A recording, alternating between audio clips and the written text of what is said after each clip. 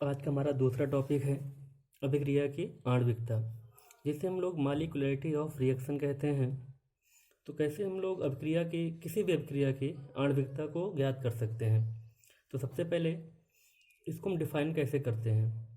तो अभिक्रिया की जो आणविकता यानी मॉलिक्यूलरिटी ऑफ रिएक्शन है, इसका जो अभिप्राय होता है कि किसी प्रारंभिक पद में भाग लेने वाले अभिकारक अणुओं की कितनी संख्या है, या फिर कह सकते हैं कि किसी प्रारंभिक पद की आणविकता से अभिक्रिया की आणविकता का संबंध होता है।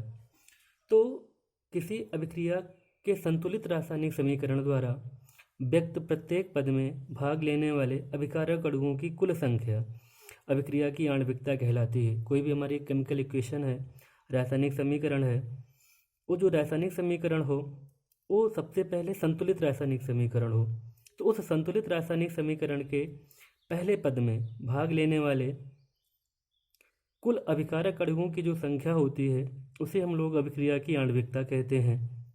इसे हम दूसरे प्रकार से भी डिफाइन कर सकते हैं, परिभाषित कर सकते हैं। प्रारंभिक पद में अभिकारी अणुओं की संख्या, या फिर किसी भी अभिक्रिया में भाग लेने वाले प्रारंभिक पद में अभिकारक अणुओं की संख्या जिनके आपस में टकराने से अभिक्रिया संपूर्ण होती है, अभिक्रिया पूर्ण होती है, अभिक्रिया होती हो, अभिक्रिया की आणविकता कहलाती है।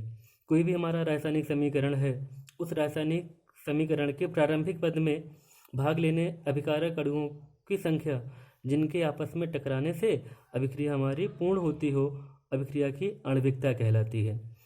अब अभिक्रिया में भाग लेने वाले अभिक्रिया के प्रारंभिक पद में भाग लेने वाले अभिकारक अणुओं की जो संख्या हो, यदि मान लीजिए एक अभिकारक अणु भाग ले रहे हैं, या फिर दो अभिकारक अणु भाग ले रहे हैं, या फिर तीन अभिकारक अणु आपस में भाग ले रहे हैं, तो इन्हें क्रमशः हम लोग एक अणुक अभिक्रिया कहते हैं, द्विअणुक अभिक्रिया कहते हैं, त्रिअणुक अभिक्रिया कहते हैं। यदि किसी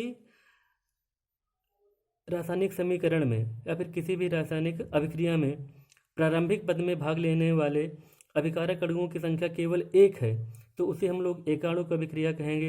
यदि किसी रासायनिक समीकरण के प्रारंभिक पद में भाग लेने वाले अभिकारक अणुओं की संख्या दो है, तो उसे हम लोग द्विअणुक रासायनिक अभिक्रिया कहते हैं। यदि किसी रासायनिक समीकरण के प्रारंभिक पद में भाग लेने वाले अभिकारक अणुओं की संख्या तीन होती है, तो उसे हम लोग त्रिअणुक रासायनिक अभिक्रिया कहते हैं।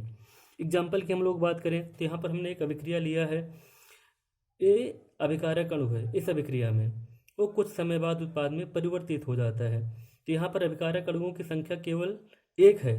तो इस प्रारंभिक पद में भाग लेने वाले यदि देखा जाए तो अभिकारक अणुओं की संख्या केवल एक है, इसलिए जो हमारी अभिक्रिया होगी एकाणुक अभिक्रिया होगी। एग्जाम्पल की हम लोग बात करें तो जो हमारा अमोनियम नाइट्राइट है, इस अमोनियम नाइट्राइट का हम विघटन करें या फिर वियोजन करें तो अमोनियम नाइट्राइट N2 और H2O में परिवर्तित हो जाता है।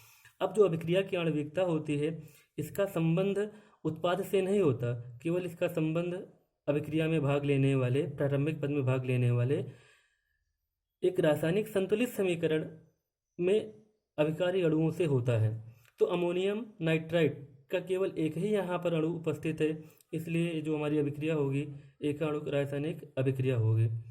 दूसरा एग्जाम्पल यहाँ पर हमने लिया है, एक रासायनिक समीकरण है ए और ए कुछ समय बाद उत्पाद में परिवर्तित हो जाते हैं। तो यहाँ पर जो अभिकारक अणु भाग ले रहा है, ए के दो अणु भाग ले रहे हैं, तो ये कुछ समय बाद उत्पाद में परिवर्तित हो जा रहे हैं। या फिर एक अभिकारक अणु ए है, दूसरा अभिकारक अणु हमारा बी है, ये भी कुछ समय बाद उत्पाद में परिवर्तित हो जा रहे हैं। तो यहाँ पर पहले समीकरण में ए और ए कुल मिला के दो अणु भाग ले रहे हैं, और दूसरे समीकरण में अभिकारक ए का एक अणु है और अभिकारक बी का एक अणु है, तो कुल मिला के यहाँ पर भी दो अणु भाग ले रहे हैं प्रारंभिक पद में, इसलिए दो अणु रासायनिक अभिक्रिया कहलाएगी। एग्जाम्पल के लिए यहाँ पर हम लोग हाइड्रोजन गैस और आयोडीन की क्रिया कराते हैं।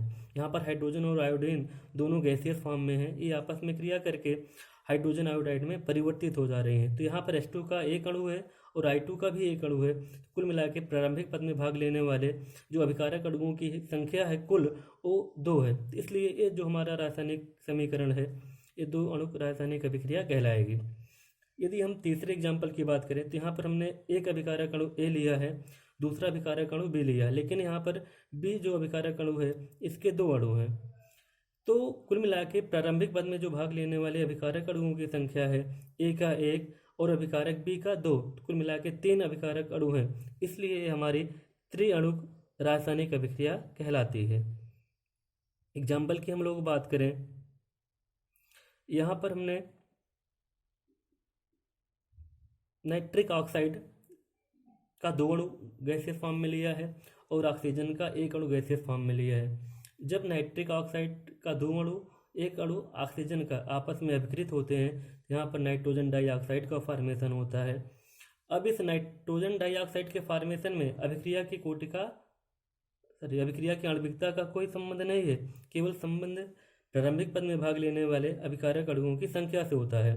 तो तीसरा एग्जाम्पल है, इसमें नाइट्रिक ऑक्साइड का 2 अणु और ऑक्सीजन का 1 अणु, कुल मिला के 2 + 1, तो कुल मिला के यहाँ पर इसकी जो आणविकता है यहाँ पर 3 हो गई।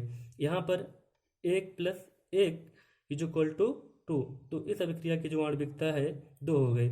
यहाँ पर केवल एक ही अभिकारक अणु है, इसलिए यहाँ पर इसकी जो आणविकता होगी 1 अणु।